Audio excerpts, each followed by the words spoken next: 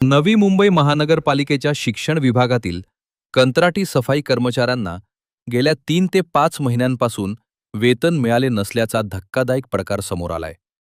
पालिकेच्या विविध शाळांमध्ये साफसफाईचे काम करणारे सुमारे 350 कर्मचारी पगाराच्या प्रतीक्षेत असून दरमहा 15 ते 17 हजार रुपये वेतनावर काम करणाऱ्या या कर्मचाऱ्यांना आर्थिक अडचणींचा सामना करावा लागत आहे. कर्मचाऱ्यांनी अनेक वेळा महापालिका प्रशासनाकडे पाठपुरावा करूनही प्रश्न सुटला नसल्याचा आरोप केलाय.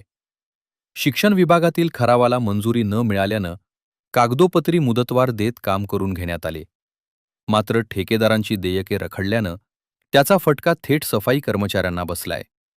अखेर कर्मचाऱ्यांनी महापालिका आयुक्त आणि शिक्षण उपायुक्तांची भेट घेत प्रलंबित वेतन तातडीनं देण्याची मागणी केली आहे.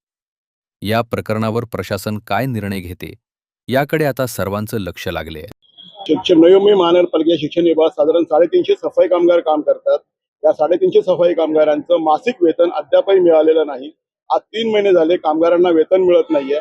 याबाबत आम्ही वारंवार उपायुक्त शिक्षण यांच्या भेट घेतोय. त्यांना विनंती करतो की कामगारांचं वेतन वेळेवर मिळावं, पण याबाबत कोणीही गंभीर नसल्यामुळे कामगारांच्याच उपासमार होते.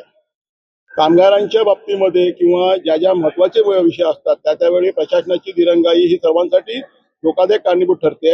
आज शाळेच्या मुलांचे गणवेश मिळालेले नाहीयेत, कामगारांचे वेतन मिळालेले नाहीयेत, ह्या कामगारांच्या सुट्ट्यांचा विषय आहे.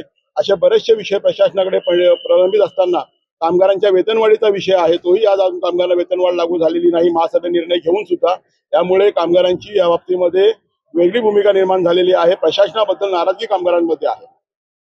कागदावरती ठराव पास होत आहेत. प्रशासन कोणत्याही ठरावाबाबतीमध्ये ज्या महत्वाचे ठराव आहेत, जे अत्यावश्यक ठराव आहेत, अशा कुठल्याही ठरावावरती भूमिका घेण्याबाबत प्रशासन निष्क्रिय ठरत आहे.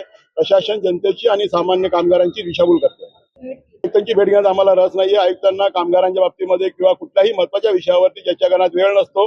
आयुक्तांना कुठल्याही गोष्टीवरती उत्तर देण्यास समाधान नाहीये आणि त्यांना कोणत्याही कारवाई करायची नसते. ते फक्त सोशल मीडिया जीवी आहे. त्यांनी आम्हाला आश्वासन दिलं. आता कॉन्ट्रॅक्टर आणि आमच्यामध्ये समन्वय घडून आजच्या आज कामगारांचा पगार होईल यासाठी प्रयत्नशील आहेत. आता आम्ही त्यांची भेट घेणार आहोत आणि आज जर हा विषय मार्गी निघाला नाही तर आयुक्तांच्या दालनाबाहेर मी आंदोलन करणार आहे.